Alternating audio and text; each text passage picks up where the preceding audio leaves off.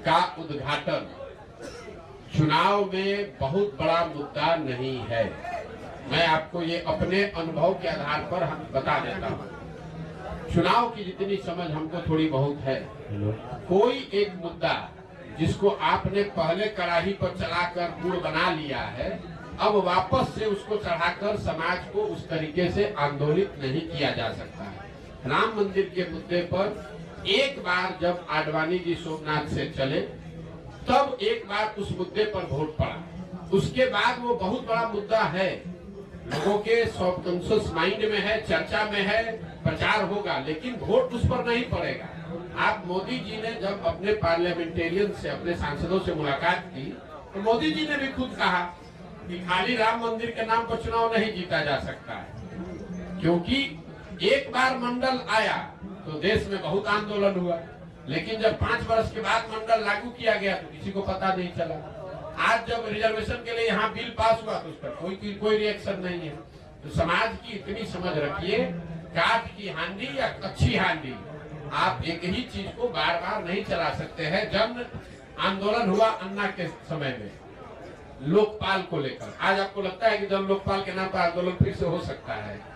उस समय हुआ, पूरा देश अन्ना के साथ जन लोकपाल के नाम पर खड़ा हुआ। आज अगर अन्ना भी आ जाए, जन लोकपाल फिर से लेके बैठ जाए, तो भी कोई नोटिस नहीं लेगा। तो राम मंदिर का उद्घाटन बहुत बड़ी घटना है, उसकी चर्चा होगी, बीजेपी उसका प्रचार प्रसार भी करेगी, उसका लाभ लेने का कोशिश भी करेगी, लेकिन वोट उस पर बहुत ज्यादा प्रभावित उसकी वजह से नहीं होगा। दूसरी वजह से लोग वोट भले दे दे, वो अलग बात है। राम मंदिर का निर्माण एक घटना, बहुत बड़ी घटना है, उसका उद्घाटन बहुत बड़ी घटना है। किसके डर से वोट मिला? नीतीश जी को 2 वजहों से वोट मिला है। पहली बात, जो नीतीश कुमार को वोट देता है उसका मेन वोट वही है जो लालू जी के खिलाफ वोट देता है।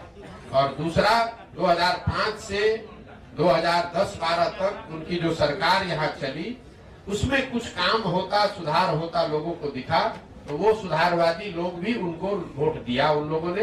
लेकिन 2014 के बाद से नीतीश जी के राज में सुशासन का वो चीज देखने को नहीं मिला। इसीलिए आप देख रहे हैं कि किसी 2010 में 206 सीट जीतने वाले नीतीश कुमार एनडीए 2020 में जब चुनाव हुआ तो उनको 125 सीट भी जीतने में मुश्किल आई। तो सिर्फ जाति के आधार पर वोट नहीं है। अगर सिर्फ जाति के आधार पर वोट होता तो जो एनडीए चुनाव लड़ी थी 2010 में, वही एनडीए चुनाव लड़ी 2020 में, तो फिर उनका 206 से घट के 120 कैसे हो गया? यही बात तो हम आपको बता रहे हैं। लेकिन नीतीश कुमार की जो पूरी राजनीति है, जो उनका वोटर है, वो लालू विरोध पर, लालू जी के जंगल राज के विरोध पर ही खड़ी रही है। उसमें एडिशन जैसे जैसे वो आगे बढ़े तो कुछ और लोग जुड़े होंगे, लेकिन मूल वोट जो उनका है वो लालू विरोध का वोट है। जो लालू से डरता है या लालू जी को नहीं चाहता है, वो नीतीश जी को वोट पहले करता रहा है। संभावना जताई जा रही है कि नीतीश कुमार फिर से पलटी मार सकते हैं, इस पर क्या प्रतिक्रिया आपने? देखिए, नीतीश कुमार के राजनीतिक जीवन का ये अंतिम दौर चल रहा है, राजनीतिक पारी का ये अंतिम दौर चल रहा है। नीतीश कुमार को खुद नहीं मालूम है कि वो कहाँ हैं और कहाँ रहेंगे। इतना मैं जरूर कह सकता हूं कि लोकसभा से पहले अब उनके पास कोई विकल्प नहीं है। उनको चुनाव तो महागठबंधन में ही लड़ना पड़ेगा। इसलिए नहीं कि वो पलटी मारना नहीं चाहते हैं, इसलिए कि अगर पलटी मारेंगे भी तो कोई लेने वाला भी तो होना चाहिए। अब आज के तारीख में उनको कोई लेने वाला भी नहीं बचा है। नीतीश कुमार राजनेता के तौर पर और जदयू दल के तौर पर अब बहुत बड़ा बोझ हो गया है। जो उसको उठाने का कोशिश करेगा वो भी उस बोझ के तहत नीचे दब के मर जाएगा। जहां तक आपने कहा राष्ट्रीय कार्यकारिणी की बात, तो नीतीश कुमार का अपना तरीका है, वो ताश के पत्तों के तरह नेताओं को अपने पार्टी में ऊपर नीचे करते रहते हैं। और यही वजह है कि 18 साल से मुख्यमंत्री रहने के बावजूद उन्होंने अपनी पार्टी में कभी कोई एस्टेब्लिश्ड ऑर्गेनाइजेशन या कोई सेकेंड लाइन लीडरशिप बनाया ही नहीं। किसी को लाते हैं, उससे काम निकाला। मान लीजिए 14 में हम पर उन्होंने दाव लगाया, हमको लेकर आए, घोषणा कर दिया कि यही हमारे उत्तराधिकारी हैं, यही आगे रहेंगे। 14 में चुनाव जीत गए, उसके बाद सोचते अच्छा प्रशांत किशोर कहीं बड़ा ना हो जाए तो इसको हटा के अब दूसरे को बढ़ाओ। बिल्कुल मलाल नहीं है। आप हमको नहीं जानते हैं। हम जीवन में वो लोग नहीं हैं जो किसी निर्णय पर मलाल करें।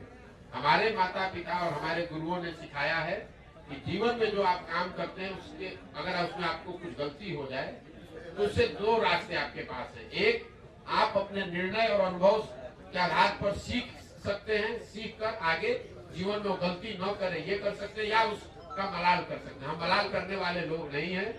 एक बार नीतीश कुमार ने अगर धोखा किया, उसके बाद नीतीश कुमार चाहे 20 बार हमारे पास आ गए, कितनी बार बात कर ली, कितने संदेश भिजवा दिए, हमने कह दिया कि अब फिर सियार सर्कुल के नीचे नहीं जाएंगे।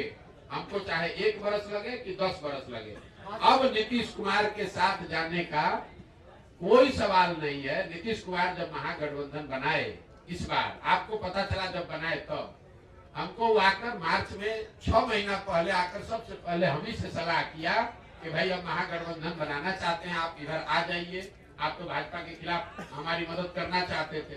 उस समय भी हमने कहा कि हम नहीं मिलेंगे, हम नहीं आ सकते हैं, आपको जो करना है वो कीजिए, हम अपनी नई व्यवस्था ही बनाना चाहते हैं। प्रसाद की